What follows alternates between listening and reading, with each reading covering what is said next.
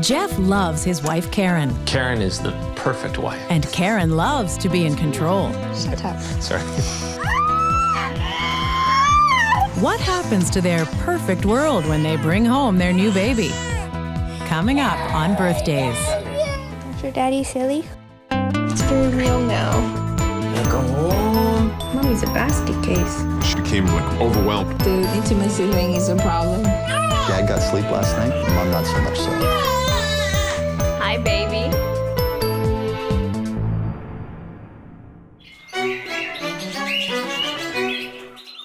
You go first. Thank you. So I'm Karen. I'm 35. I'm a brand manager in marketing. I've been doing that for a long time. Karen is the perfect wife. I'm Jeff. I'm 34 next week. That's right. That's right. And I'm a litigation lawyer. Sometimes it takes them a little while to get things done. Her temper was something that absolutely drove me nuts at first. But sometimes, you know, I just want him to make a decision and get on with it. I used to think that if we ever got into a fight, I'd probably be the one going out in a body bag. He loves paper and clutter, and I'm the antithesis of that. She can be a bit of a hothead. She'd admit that, too. I'm a neat freak, and Jeff is very laid back. Callum is our almost 3-year-old son, and we've got lots of little nicknames for him. Everything from, well, his most common name, we call him Cubby. He's a wonderful child, but a full day of him is quite a handful. In Callum's nature, he's generally a very sweet, gentle, very affectionate, cuddly little child. Lady? I don't understand. Shh, Callum. I love you. Oh, you want to play soccer? Callum! We don't want Callum to feel left behind or that he's somehow less important because there's a new child or a new brother or sister to him. So, you know, over the years, it's kind of these eccentricities that you grow to appreciate, love, tolerate, indulge. But we get everything done. Ultimately. Good team. Ultimately. This time, Karen has chosen to use registered midwives with the birth of her second child. All women have 2 midwives at a birth. The primary midwife is the one who attends the woman in labor. She provides a supportive care in labor and actually assists the woman in delivering her baby. And the backup midwife is there to receive the baby once the baby is born, assist the mother with bonding with the baby, breastfeeding the baby. She initiates the newborn exam. It's wonderful having 2 dedicated midwives that you meet with all through the process. With a second baby, you can likely labor at home till you're about 6 centimeters or so. Because 6 to 10 in the baby out can happen really quite quickly. Sex at the end of a pregnancy can really help the birth process because semen is very, very high in prostaglandins. So having local application of semen to your cervix, which is high in prostaglandins, will help to soften your cervix and make it more soft and stretchy. To go home and tell your husband that you need to have sex. All right? As I brush 8 shades of red. Yes, exactly. It comes up so much more naturally the line the first time. I have no problems telling people to have sex. I just can't repeat the statement. Right on schedule, Karen and Jeff are at home when the first signs of labor begin. Today is the actual due date, and apparently only 5%. Okay, just let it come. Breathe it through. Alrighty, that was nasty, but not quite so bad. So we'll have a listen to the baby with our Doppler. And the heart rate's coming in at about 130. The normal heart rate is anywhere from 110 to 160 beats per minute. So you're right in the middle. Times. It's okay, dear. I'm not 90. No, I'm supposed to be in the front. I'm told to come. I know, but you treat me like I'm made of glass, which is on the one hand cute and on the other hand annoying. I know I'm now in the zone where anything she says is not to be taken personally. I know we're in the zone now. Karen and Jeff are part of a growing trend. 30 years ago, just 1% of births in North America were attended by midwives. Today, that number has risen to 10%, and globally, 60% of women use midwives. After months of careful planning, like it or not, Karen must now face the fact that it's up to nature to take its course.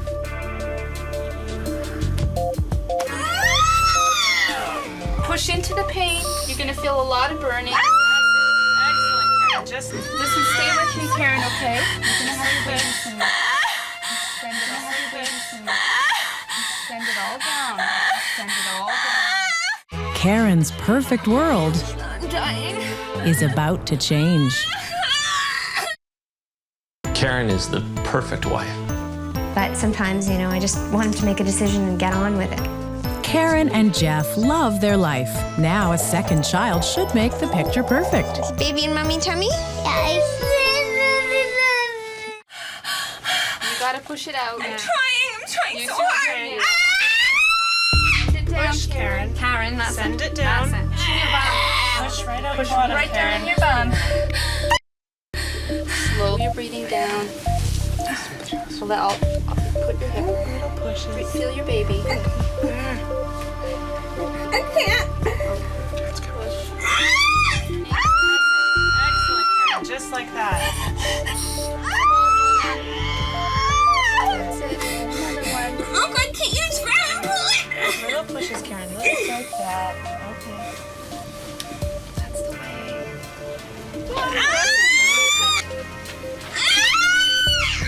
Little pushes, Karen. Almost there. There you go. The head's formed. Great. There you go. It's out. It's coming out. It's coming out. It's coming out. There you go. After more than 8 hours of labor, little Kieran is born, weighing 8.2 pounds. The actual birth is, it's really a miraculous event. It's painful to watch. All I kept thinking was, wow, that's gotta hurt. I can't imagine any part of my body ever stretching that wide to get something through. Short little cord. Oh, baby love. Yeah, we're just gonna. There you go.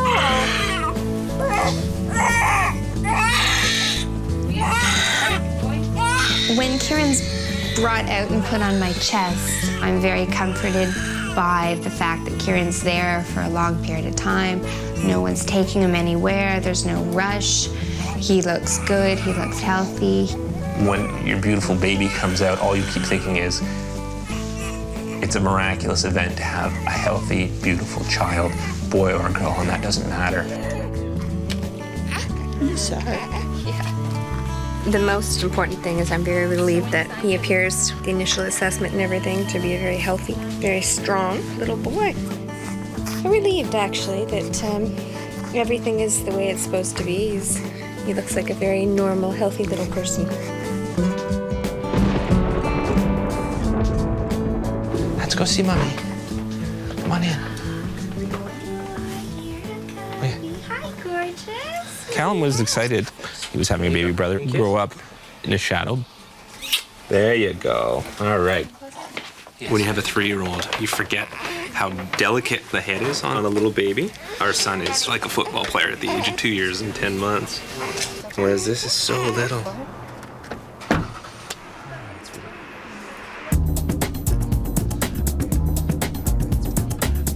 Well, I don't think he needs this coat because it's kind All of right. nice. Oh. There you go. Look who's got a little brother. Wow, superstar. Baby comes home and real labor begins.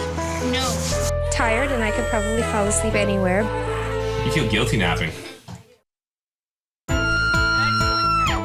Karen and Jeff are thrilled with their new baby. Now they can have the perfect family. But the biggest challenge to their ideal world lies ahead because little baby Kieran is coming home. I'm off to work. Well, I'm off to the train and then off to work. Daddy has to go to work on the train. It's kind of hard leaving, but at the same time, I know it's pretty much a guaranteed half hour where I'll be able to sleep uninterrupted, which is kind of a bonus. And you promised me you're going to have a nap today, right, dear? Yeah, I'll get on that. Yeah, you promised me that a few times this week, and that hasn't happened, so I don't know. Not a napper. You feel guilty napping. I do.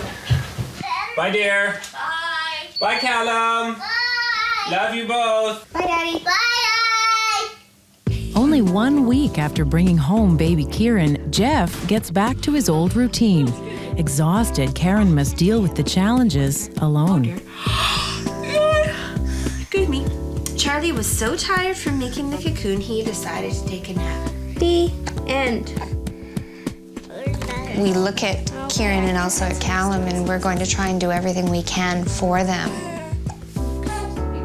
There's a sense of fear as well, because you want to do the best job that you can, and you want to be the best parent that you can and provide the best guidance and, you know, be somebody that they respect and they want to be around and want to learn from.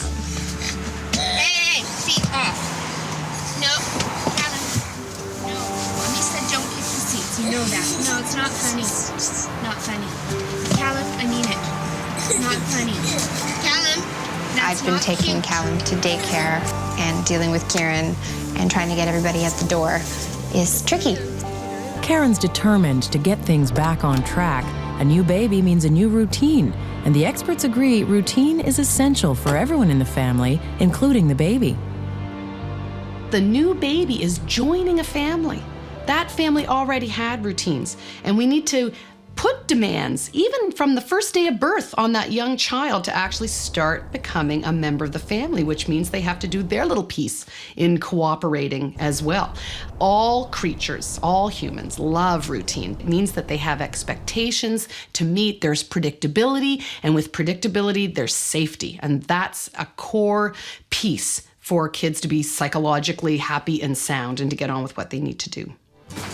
Actually a lot easier at this stage because they're so portable. If I can squeeze a shower in every morning, which I've been doing, I'm doing well, because that's important. Gotta do that. If I can get a bath in occasionally at night to relax, that's a real treat. Everyone says, sleep when the baby sleeps. I've never managed that because that's the time I try to do everything that needs to get done.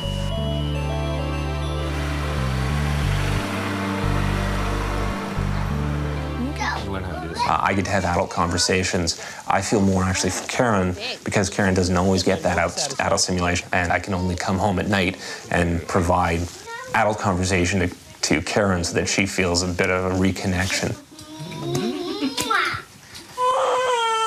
Well, dinner time is an interesting time. Kieran's hungry and I'm trying to feed him.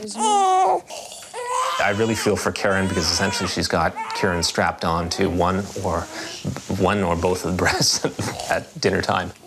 So what do you feel like when he's crying? What does it trigger in you? Oh, I want to fix it. Usually it's eating. So it's, it's not rocket science to figure it out.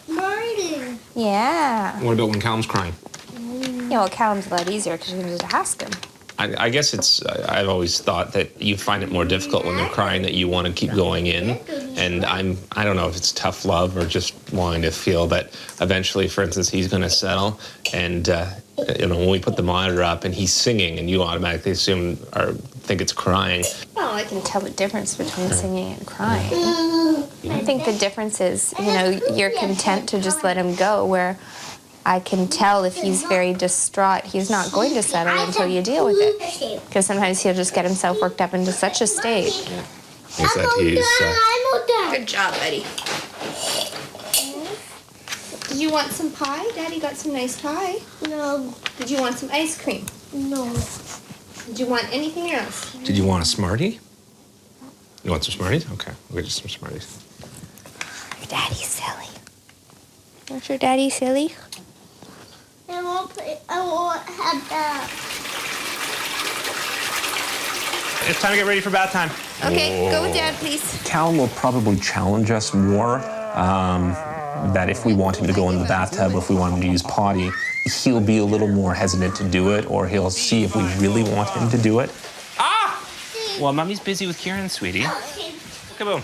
She's off. There's times when your first child is clamoring for attention, is in what you think is acting up, or that they're whining or something like that. You don't want to feel resentful towards your firstborn. You feel guilty because you just don't want the older one to feel shunted aside. Come here. Come here. We need to ignore the undue attention-seeking behavior. It means ignoring the behavior, not the child. Parents get that wrong all the time. Callum, come on. Callum, come on. This is not easy for Daddy. You're going to fall and you're going to hurt yourself. Callum, stand up. Callum, stand up. And you need to have a discipline strategy when you're raising kids. I recommend discipline in the true sense of the word, which is to guide the child, to be a disciple, as opposed to using a system that's based on punishment and rewards. Mommy can't cuddle you if you don't put your little body in bed there. Jeff's approach, and maybe it's a more typically male approach, is, you know, Callum will go to sleep eventually. Whereas I find it very hard if he's fussy to listen to that. And sometimes he just has something he wants to tell you. I guess I feel I gotta come in as a bit of a heavy when Callum's still up at 10 o'clock and rushing around his room. Whereas Karen will try and cuddle or whatnot to sleep. I love you. Now he's having a tantrum. I'll go down. No, he's fine. He's fine? That's fine. Do you want me to get your pillow? That's fine, Callum. That's all right. When Callum cries, I probably go down more frequently now, solely because Karen essentially has Kieran strapped to her. Want me to come in and cuddle? Yeah. So what did we do this weekend? Did you go swimming this week? Did you go swimming? Nobody sleeps until that's attended to, so I generally would go off and deal with Kieran. What we have actually up here is we call it Cubby TV. We have a video monitor, so we can actually not only hear him but also see him on the TV. My mother-in-law got us that camera, and so we can watch him at night as he's starting to get tired and fall asleep. Right now he's cuddling his two bears. So he's playing, and it's just, this is his playtime before he falls asleep. Hey, we're watching TV. Is he talking to his This guy's bears dialoguing. That kid is a ham. All right. All right. Night, sweetie. Love you, sweetie. All right. See you in 2 or 3 hours. Coming up, a war of wills. With Jeff back at work, life with 2 kids has been less than perfect.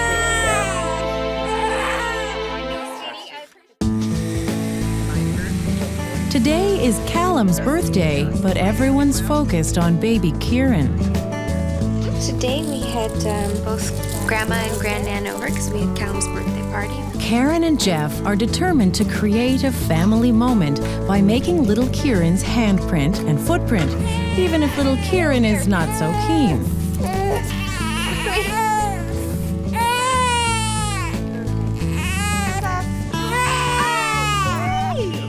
It's very nice to do the hand and footprints again, partly because it'll be a memento for them that they'll be able to show their kids way down the line, and it's also, you know, when you've done it with one, it's very important to maintain the consistency with the next one so that they don't feel like they've gotten less. And it's so easy and so fun to do, and it's such a great memento that we'll be able to look and see both Callum and Kieran's footprints and handprints. It's very important that, you know, everything we do for Callum, we'll do for Kieran as well. Hand. Don't want Kieran to feel that he got stiffed because he was the younger one. I got it. Got it. Beautiful. Sweetheart, stay over with me. Karen and Jeff are determined to be the best of parents, and the addition of baby Kieran has really tested their commitment. There's been lack of sleep, new routines, and little time for themselves.